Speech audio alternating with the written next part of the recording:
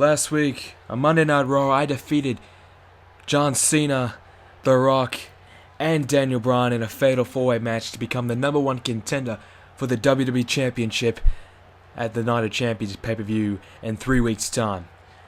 In 3 weeks' time, I'm going to do something that John Cena couldn't do at SummerSlam. I'm going to do something that I know The Rock and Daniel Bryan cannot do, and that's beat the Beast Brock Lesnar for the championship. I'm going to put an end to the Authority. I'm going to save this company and get it back to where it belongs, and that's in the hands of the people, not the Authority. I will become the WWE Champion at Night of Champions, and I will reclaim my throne as the best in the world. And if Brock Lesnar, if you have something to say for yourself, come on out. I'm not afraid of you at all. I'm not afraid of the Authority. I'm ready. And in fact, I'm quite happy to take you on in a match one-on-one tonight to prove my point if you're game, because I sure as hell am. So, what's it going to be, Brock? Are you going to stand in the back and hide like you do every other week, or are you going to come out and face me? Or am I going to have to wait until Night of Champions to get my hands on you? Because you know you cannot beat me. John Cena knows he can't beat me, and The Rock, Daniel Bryan, nobody can beat me. It's only 3 weeks' time until I have that very championship that I used to have back at home where it belongs, around my waist. I cannot wait, Brock. Well, some very strong words from CM Punk. Welcome back, guys, to more WWE 2k14 Universe Mode. We are playing Raw.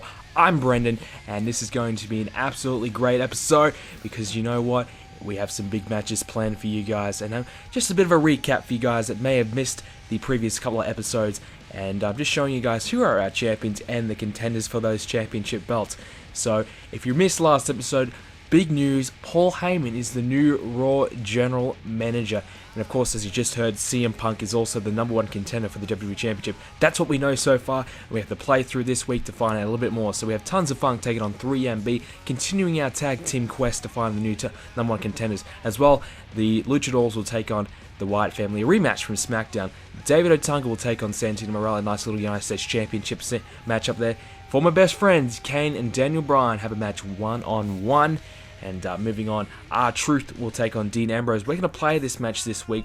And the main event, Brock Lesnar, Seth Rollins, Roman Reigns taking on CM Punk, John Cena, and The Rock. CM Punk got his wish. He's got a match against Brock Lesnar. Not one-on-one, but a 3-on-3, 6-man tag team matchup. The Shield, of course, who are allies with Brock Lesnar and the Authority, helping out Brock Lesnar tonight to take on the three superheroes, I guess you could say. The three... the top guys are on the Raw roster. As 3MB, they win the first matchup on our card. They defeat Tons of Funk. The other tag team matchup, the Wyatt family versus the Luchadors. The Wyatt family continue their dominance against the Luchadors, winning that. I think it might be 1-on-1 now. So Santino Marella defeats David Otunga as well. So who's the better out of the two? Who's the weak link? It's Kane. This is the weak link. Daniel Bryan proving he is the better out of the two. And the main event, who wins this one? It's going to be a big one. Brock Lesnar and the Shield defeat CM Punk, John Cena, and The Rock. Some momentum leading into the Night of Champions pay-per-view for Brock Lesnar and his team. So that is great news if you're a Lesnar fan, but CM Punk couldn't get it done that time.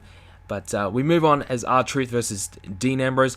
You might be wondering, why the hell are we playing R-Truth and Dean Ambrose when we just had that massive 6-man tag team match?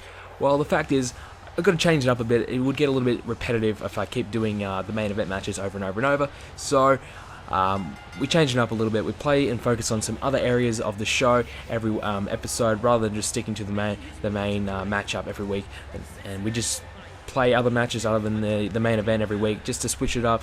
And get you guys a little bit of a showcase what's going on in the other divisions, not only just the main event scene. But yeah, very strong promo from the beginning from CM Punk saying, look, he's going to come back. He knows Cena couldn't get it done. He probably thinks The Rock and Daniel Bryan can't get it done, and he obviously thinks he can get it done. Which you could argue, though, look, he couldn't beat John Cena, so what's CM Punk to say that he's better than John Cena when... Oh, Wade, what the hell? Wade Barrett is here on Raw. Wade Barrett, the former Intercontinental Champion on SmackDown, who just lost his championship belt on the previous episode of Universe Mode, making an appearance on Raw here. Why, I don't know, but, I mean, is he trying to send a message to R-Truth?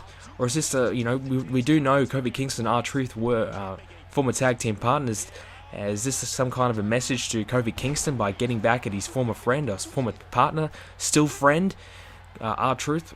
I don't know, but Wade Barrett making an appearance here, or is he trying to help Dean Ambrose beat R-Truth tonight? I don't know, but I don't know, man. That's a strange appearance. I was not expecting that one.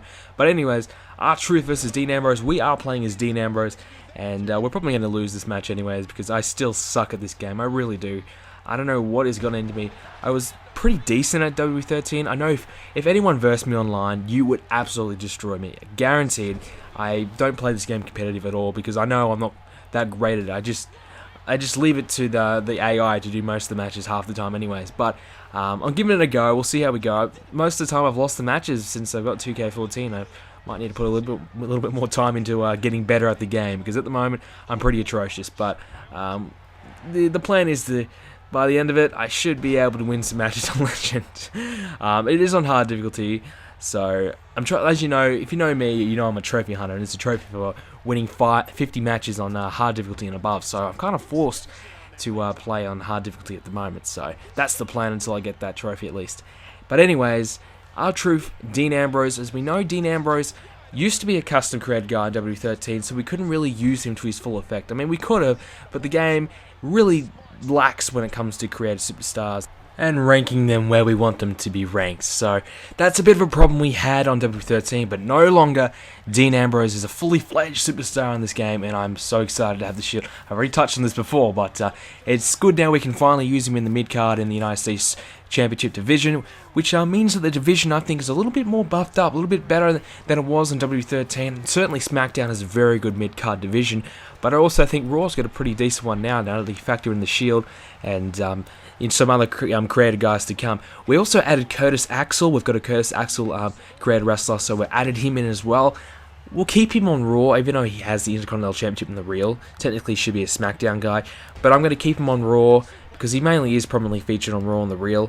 So we'll keep him on Raw for now, and he will enter this United States Championship scene, hopefully, if we can use him well. But it seems to me, from what I've seen so far, that this whole created superstar poorly ranked situation has been rectified a little bit. I've seen a little bit of an improvement, and I've added in some guys, and they are ranking up a little bit better than I expected. So maybe there is a bit of an improvement from this year to last year in that regard, which is good to see, because that was one really annoying problem. Because I don't really like tinkering around with the rankings too often, because then it kind of becomes, well, you're kind of deciding who you want to be contenders, and that's not what I try to do here. I mean, I do set the matches now. I used to actually never set the matches at all. I used to let the game do it all, but the game really sucks really bad when it comes to just setting matches. So I book the show, and I make most of the matches, probably 80% of the matches every show. So, I let the game do main event. I don't really care about main event, but when it comes to the two big shows, Raw and SmackDown, and the pay-per-views,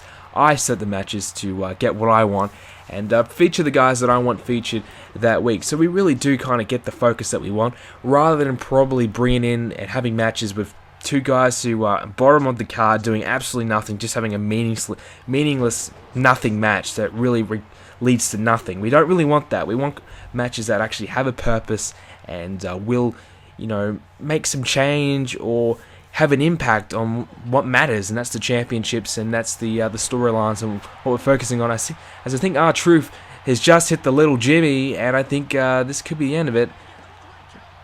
No, I've kicked out at 2. I don't think he hit the little Jimmy. He hit his signature maneuver, so jumping the gun a little bit there, I think. But Dean Ambrose in a bit of trouble here. R-Truth looking pretty good. He's the United States champion, won the United States Championship not long after Money in the Bank, I think. It might have been before Money in the Bank. I'm a little bit confused as to when that happened. Now R-Truth has his signature, and he's looking to hit the finisher now. So he has been a pretty decent United States champion. He's held it for quite some time. There's a nice little Russian leg sweep there. So he's done pretty well as a champion so far. I really think he could hold this championship for a long time. As we know, Santino kind of stuffed up at SummerSlam. Here's another cover, and he kicks out at 2 Ambrose. He's staying alive in this match, but I think that could be it. He's busting him open. and I think R-Truth could be beating Ambrose here. Ambrose is in trouble, he's lost, and that means I've lost another match. Can't say I'm surprised, but R-Truth, he has beaten Dean Ambrose and continues his momentum. Ever since he's won that championship belt, he's on being such a high. He's really been very difficult to stop, so big win for R-Truth, beating Dean Ambrose, a potential contender for his championship leading into the Night of Champions pay-per-view. And good episode of Raw. Hope you guys enjoyed it. If you did, make sure you leave a like. We've been getting a lot of likes as of late. I think we've hit 50, then 30, so another 30 would be really good. If not, 25 would be still great. I hope you guys continue to watch the videos, and I appreciate all the support that you guys have been giving me in the comments section, as Wade Barrett is back again with The Miz. I can understand The Miz, but Wade Barrett wants R-Truth's championship? Wade, you're on the wrong show. You just lost your Intercontinental Championship to Kofi Kingston. Just settle down, alright? You'll get your shot on SmackDown for the IC title, not the US title. Anyways, guys, that's it. Hope you guys enjoyed it, and I'll see you in the next episode.